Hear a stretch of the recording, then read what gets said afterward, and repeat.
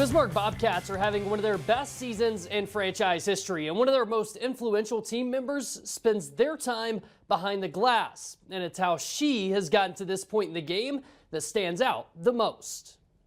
If you could see life through the lens of Hope Magelky, you'd see a whole lot of hockey. I love hockey. The Dickinson native has spent 12 years as the Bismarck Bobcats team photographer. It's really special. I don't know how many jobs you can do that with. Have a little splice of two things you really love in it, so I feel really lucky. Now Magelky is creating her own opportunities on the ice in a sport that she never played until she was 27.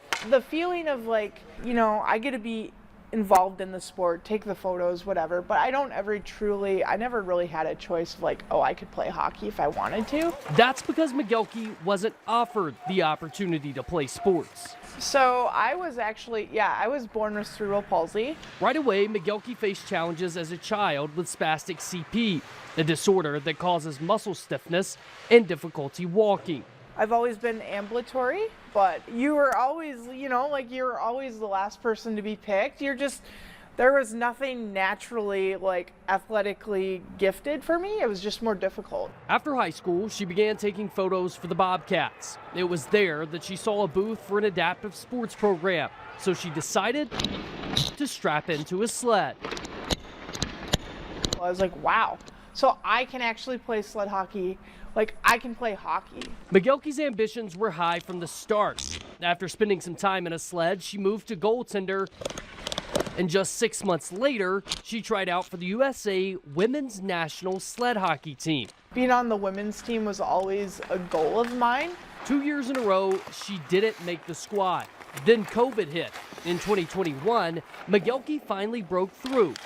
I'm the first female ever to be on the team from North Dakota, and that's special. Now that she's on the ice, representing the U.S. is priority number one. You kind of pinch yourself. I mean, it's still the fourth season, but I think anytime I get to put on that crest, it's a huge honor.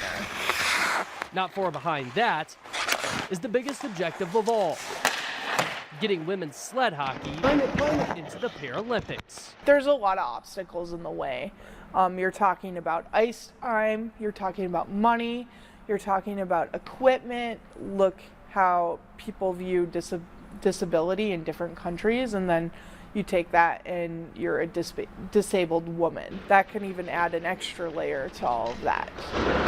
There's lots of layers, and only so much one person can do. Magelky says the biggest way to grow the game is through smaller international competitions, and hopes that word spreads and others fall in love with the game the way she did. Even if, say 2030 comes around and we're in the Paralympics and I'm not on that team, at least we had a hand in helping get there, and that's really the end goal. Well, Magelky says right now there's about 5 international teams, but they have to get to 8 before the International Paralympic Committee will consider adding women's sled hockey to the Paralympics. So still on the horizon.